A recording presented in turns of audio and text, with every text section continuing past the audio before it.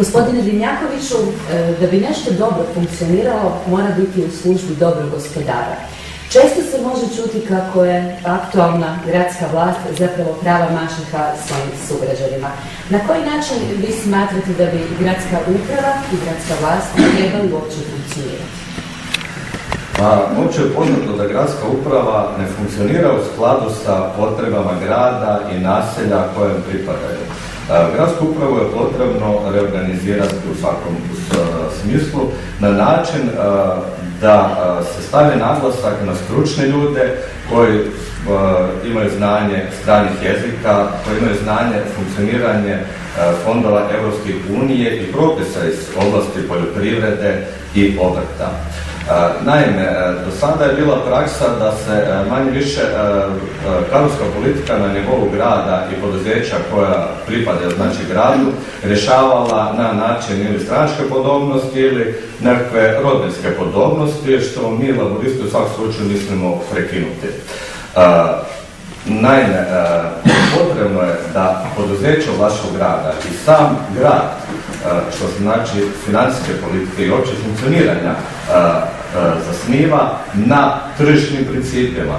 I znači, tražit ćemo od svih jedan proaktivni, novi pristup u radu i rješavanju problema. Naime, mi svi dolazimo iz prirode, gospodarstva i znamo vrlo dobro što je tržišna utakmica. Gospodine Dimnjakoviću, aktualna vlast predlaže izgradnju nove škole na prostoru Sajmišta. Čuli smo malo čas, stav Hrvatskih laborista je nova osnovna škola na prostoru Vojarne. Što bi po vama trebalo biti onda na Sajmištu? Pa na Sajmištu treba biti upravo ono što ste malo prije rekli, Sajmište.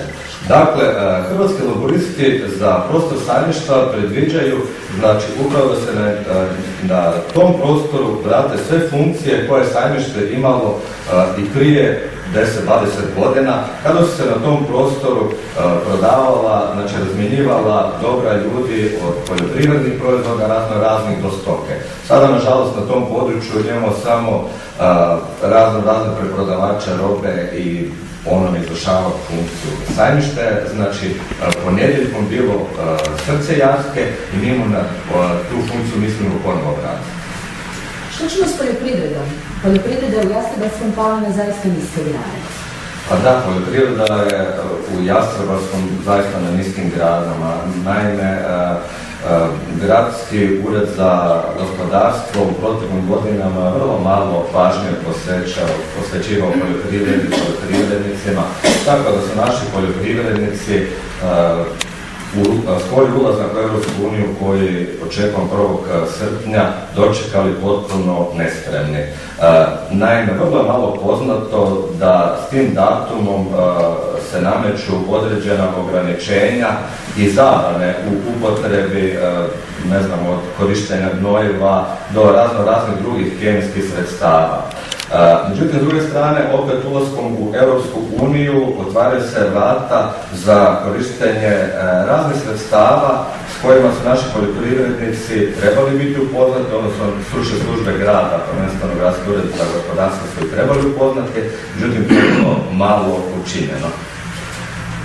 Još jedan žarući problem koji muči poljoprivredu i poljoprivrednike je problem legalizacije.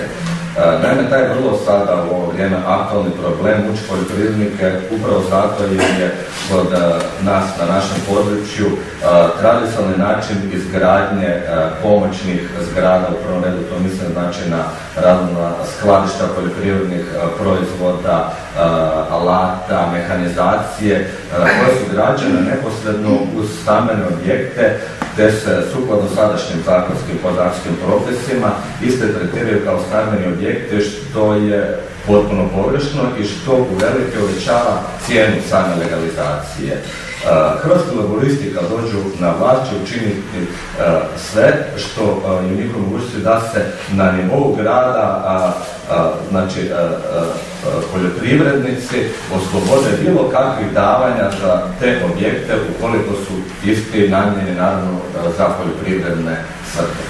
Još jedna velika nepravda pričinjena je našim sugrađanima još u vrijeme bivše Jugoslavije i nije ispravljena do današnjeg dana. tada je bivšim ovlaštenicima zemljišnih zajednica oduzeta imovina. Vrlo aktivno upravo vi sudjelujete u nastojanjima da se Jušarima vrati oduzeto. Da, tako je. Naime, onima koji mi je poznato, ja sam tajnik Udruge ovlaštenika zemljišne zajednice Cvetković-Ardin, koja se već dugi niz godina aktivno bori za povrat oduzete imovine zemljišne zajednicama. Naime, 1947. godine donošenjem zakona o proglašenju zemljišnih i njima sličnih zajednica općenarodnom imovinom, zemljišnim zajednicama su oduzeti njihovo vlasništvo. Tu se znači u prvom redu radi o šumama i zemljišnim posjedima. 1990. uspostavom moderne Hrvatske države očekivano je da će se taj problem riješiti na pravedan način, odnosno da će uz povrat ostale imovine koja je bila tijekom komunističkog režima oduzeta građanima Republike Hrvatske i našim ljudima biti izvršen povrat, odnosno Jušarima biti izvršen povrat šuma i posjeda. Donošenjem zakona o naknadi za imovinu oduzetu za vrijeme jugoslavenske komunističke vladavine 1996. godine taj problem nažalost nije riješen. U međuvremenu su se mijenjale i lijeva i desna opcija na vlasti, nitko taj problem nije riješio, manje više u Hrvatskoj su vraćena sva dobra koja su bila oduzeta, samo Jušarima nikada nije vraćena, znači šuma i ti posjedi.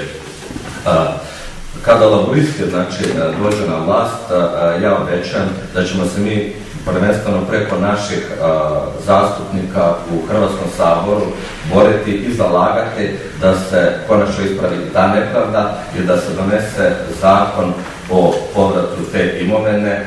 Naime, ne znam da li je poznato, Susjedna Republika Slovenija je taj problem riješila još 1994. godine, a evo do sad do nas to još nije riješeno.